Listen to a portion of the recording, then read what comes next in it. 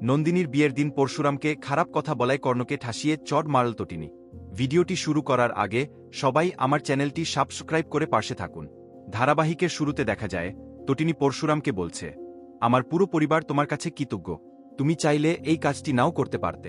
আমার পরিবার তোমাকে যতটা অপমান ও লাঞ্ছনা করেছে, তারপরেও তুমি এই কাজটি করেছ।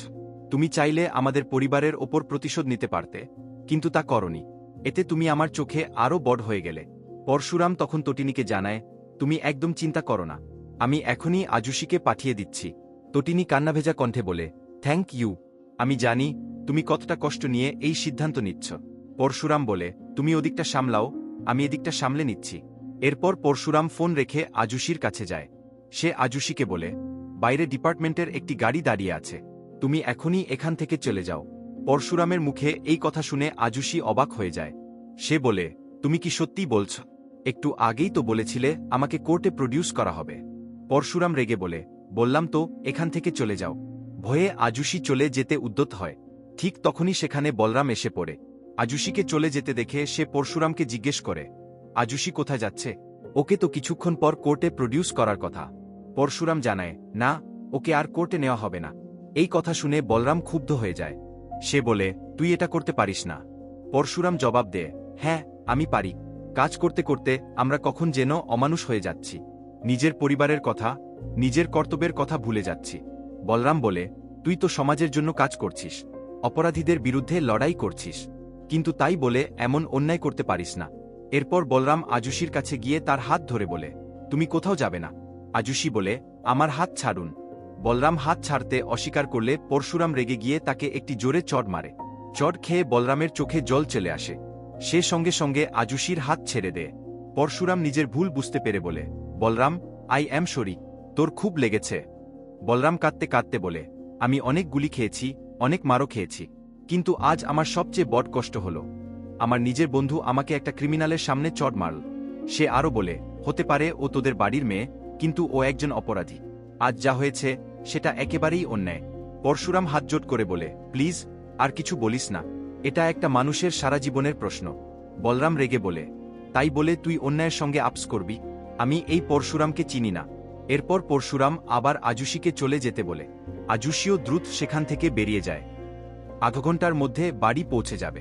আমি ওকে ছেড়ে দিয়েছি, এবার আপনি নিশ্চিন্তে নন্দিনীর বিয়ের আয়োজন করুন। তিনি আরও বলেন, আজ শুধু আপনার জন্যই আমি কয়েকজন অপরাধীকে রেহাই দিলাম। এই কথা বলেই রাগের মাথায় ফোন কেটে দেয় পরশুরাম।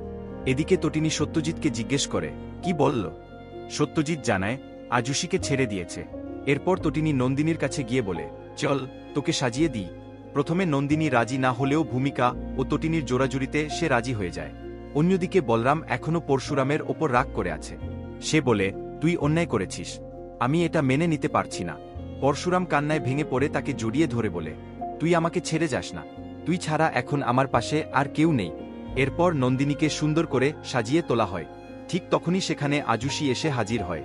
সে বলে, আমিও একটা গজনা পরিয়ে দিই, ও তো আমারও দিদি।